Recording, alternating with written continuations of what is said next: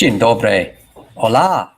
Ni hao. Assalamu alaikum. Good morning, good morning, good morning. It's Ken at 10. It's Friday. If you watch this show regularly, you'll know it's my favorite day of the week. Love it. Love a Friday. Hope you're doing well today. You've never been here before. It's Ken at 10. My name is Ken. That's why we call it that. And we are estate agents based in Southwest London, Southwest 16 to be precise, James Alexander Estate Agents. And we sell a net property in the local area, talk about all things property and what's going on in the world generally. So how are you today? Hope you're doing well. The weather here in Southwest London is sunny. So we're looking to get some video done today and some shoots done. We've got the photographer out on a couple, and we want to do some presentation videos as well for our clients because we want to do the very best for our clients. That's why we're here.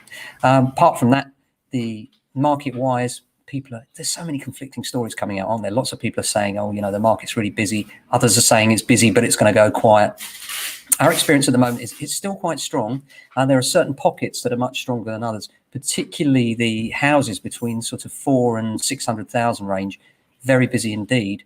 Above and below that, it's a mixed bag, really. Particularly flats seem to be struggling a little bit more than usual. I'm hoping the first-time buyers are going to take up the slack a little bit more. It's difficult for them, I know, especially, we've talked about the pressures of getting a deposit. And now, the lenders are saying, oh, actually, if you've got banker mum and dad helping you out, we're not sure we like that.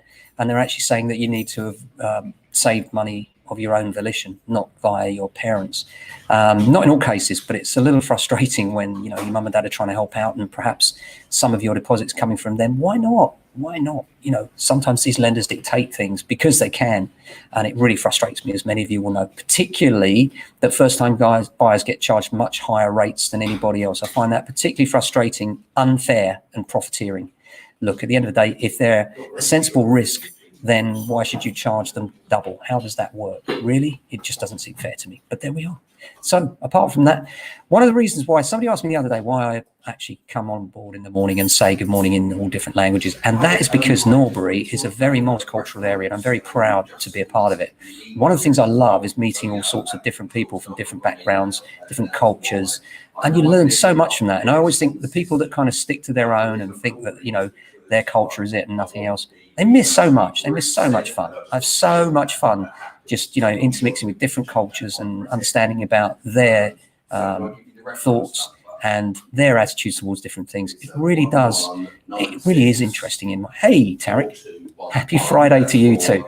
I love Fridays. The reason I love Fridays is it's the day when everybody's preparing to get out of a weekend, So people are out there and they're thinking, what are we going to view this weekend? We're teeing up the viewings for them, making sure we use our time in the wisest possible ways.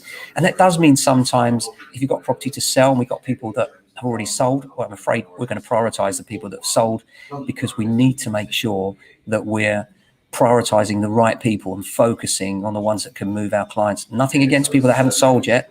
Come to us, we'll help you sell. But if you're in another area, then you need to get under offer. I say this time and time again, and I can't emphasize strongly enough that in this market, because it's busy, you really need to compete on a level playing field. And that means get under offer. If you're under offer, in my view, you're better than a first-time buyer because we know you've had to jump through hoops already. We know you're dead serious. You probably don't want to go through this twice. So really, really good thing to get yourself under offer before you start looking, because then that makes us agents think, not only what have we got on the market, but hey, what have we got that might be coming on? What have we got that might be under offer that looks a bit shaky, might fall through? So we show things that you might not expect and we look at it in a different way. Whereas if you say, I've got one to sell, it's been on the market for a while, we can't really be sure when it's going to sell. And so, we lose control of that end of the market in a way. And that's always a frustrating thing. Consent to let, what are your thoughts? I'm not sure what you mean by that, Tarek. He's asking what I think about consent to let. If you're meaning in relation to your freeholder, then you should obtain consent to let from your freeholder. If that's your point, Tarek, I hope that answers your question. Sometimes when you're in a flat and you're leasehold, the managing agents require that you get their consent to let. Also, your building society or bank will require that consent as well if you don't have a buy-to-let mortgage. Back on to the different cultures and the people we meet and enjoy. I was looking at a portfolio just last week for a client, and actually he's one of my favorite clients. A Jamaican builder's been here for a long, long time.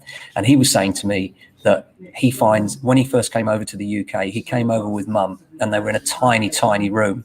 He said it was ironic because we came from Jamaica where we're on this massive place. He said, and there's this talk of this land of milk and honey. And then we arrive here and we're in this tiny room. He said, and it was quite funny. We were talking about it and I was saying, yeah, but we're still the best country in the world. He said, we are. He said, you know, Britain's great. And the reason it's great is because it is welcoming. And also because, as Alvin said, and I think it's absolutely right, this is a country where if you really want to do something, you can, regardless of your race, gender, religion. You know, you can do it here because we're that way. That's what I think anyway. Anyway, met someone, I digress. I met someone on one of his portfolios and I was talking to her and she was Eastern European and we were chatting away and she said she was a cleaner. And as we chatted on, I thought, gosh, she's a really bright lady. And it became apparent that not only is she a cleaner, she's got a master's in economics. And I was like, oh, that's amazing. What a waste, you know, to have all that education and just to be cleaning. And she said, you know what, Ken, I'm happy. You know, I talk to my clients, I enjoy, still couldn't help thinking it's a bit of a waste of resource, you know. And she was saying, oh, my husband, his brain is mashed. His brain is mashed. I said, what do you mean his brain is mashed? She said he watches the same film every time. I said, what do you mean he watches the same film? She said, well, the thing is, he falls asleep halfway through it. And because he's watching the same film, he never has to think about it. Wakes up, he knows where he is.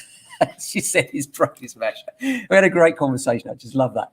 And that's one of the great things about having people from all different backgrounds is that, you know, you get different perspectives on things and it makes you think about things differently. And that, my friends, is the spice of life, in my view. So I hope you have a great Friday. Tarek, oh, I see what you mean. Do we manage everything on your behalf? Oh, we certainly do, Tarek. And it's a very good question. Lots of people now are having trouble with compliance because there's so many things that you need to comply with.